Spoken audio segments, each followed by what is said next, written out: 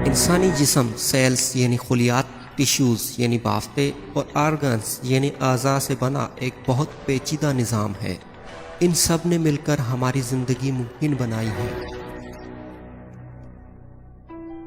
10 بڑے نظام ہمارے جسم کے کام کے ذمہ دار ہیں، جن میں skeletal, muscular, cardiovascular, nervous, endocrine, lymphatic, respiratory, digestive, urinary, reproductive. Skeletal, muscular, cardiovascular اور نرو سسٹم مل کر ایک ڈھانچہ بناتے ہیں جو دوسرے تمام سسٹمز کو ٹھیک ٹھاک چلنے کے لیے بنیادی سہولیات فراہم کرتے ہیں۔ ایک بالغ انسان کا اسکیلیٹل سسٹم 200 مختلف ہڈیوں سے مل کر بنا ہے۔ یہ تمام ہڈیاں مل کر ایک ڈھانچہ بناتی ہیں۔ ہڈیوں کا یہ ڈھانچہ جسم کے مختلف اعضاء کو اپنی گرفت میں لے کر پورے جسم کو بنیادی شکل دیتا ہے۔ اس کے علاوہ یہ ٹیشوز اور آرگنز کی بھی حفاظت کرتا ہے۔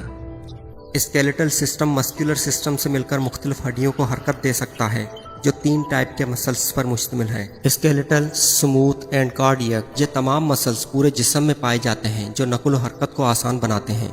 ان مسلز کے اندر واقع کارڈیوویسکولر سسٹم ایک پائپ لائن ہے جس میں دل، خون کی شریانیں اور خود خون شامل ہے۔ اسے گردشی نظام یا سرکولیٹری سسٹم بھی کہا جاتا ہے۔ کارڈیوویسکولر سسٹم پورے جسم میں آکسیجن، خون کے سفید ذرات، ہارمونز اور غذائی اجزاء فراہم کرتے ہیں۔ آخر میں اعصابی نظام۔ اعصابی خلیوں کا ایک مواصلاتی نیٹ ورک ہے جس کو جسم معلومات کی ترسیل، جسمانی افعال کا کنٹرول اور ہم آہنگی کے لیے استعمال کرتا ہے۔ یہ دماغ پر مشتمل ہے جو پورے جسم کی ایکٹیویٹیز کو ریڑھ کی ہڈی اور بہت سی کرینیل اور اسپائنل نروز کے ذریعے کنٹرول کرتا ہے۔ یہ بنیادی ڈھانچہ جو نیورونز، خون، مسلز اور ہڈیوں سے بنا ہے، دیگر 3 جسمانی نظاموں اینڈوکرائن، لیمفیٹک اور یورینری کو اجازت دیتا ہے جو جسم کے ماحول کو ریگولیٹ کرتے ہیں۔ اینڈوکرائن سسٹم غدود کا ایک ایسا سلسلہ ہے جو اعصابی نظام کے ذریعے لی جانے والی معلومات کا استعمال کرتا ہے تاکہ جسم کو منظم کرنے میں مدد ملے۔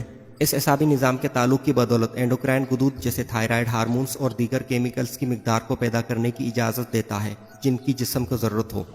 پھر یہ کیمیکلز کارڈیوویسکولر سسٹم کے ذریعے پورے جسم میں تقسیم کیے جاتے ہیں۔ کارڈیوویسکولر سسٹم اور نروس سسٹم بھی لیمفیٹک سسٹم کے ذریعے استعمال ہوتے ہیں۔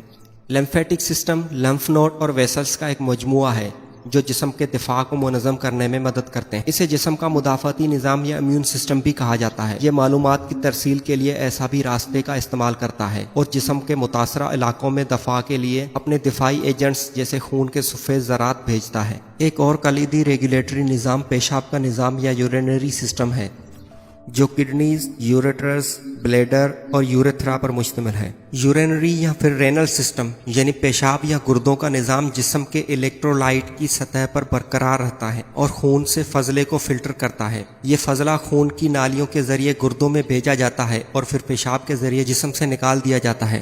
ان تمام نظاموں کو کام کرنے کے لیے توانائی کی ضرورت ہوتی ہے اور یہیں سے ریسپائریٹری اور ڈائجسٹو سسٹم آتے ہیں۔ ریسپائریٹری سسٹم ان گزرگاہوں اور اعضاء کا ایک گروپ ہے جس سے ہم سانس لینے والی ہوا سے زندگی بخش آکسیجن نکالتے ہیں۔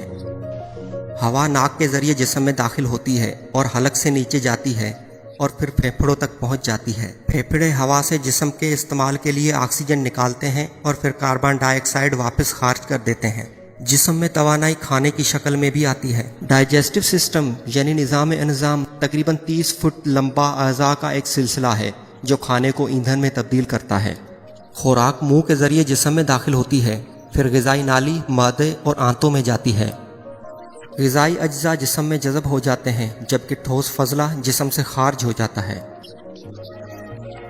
جسم کے کسی بھی نظام کے کردار، سائز یا شکل سے کوئی فرق نہیں پڑتا۔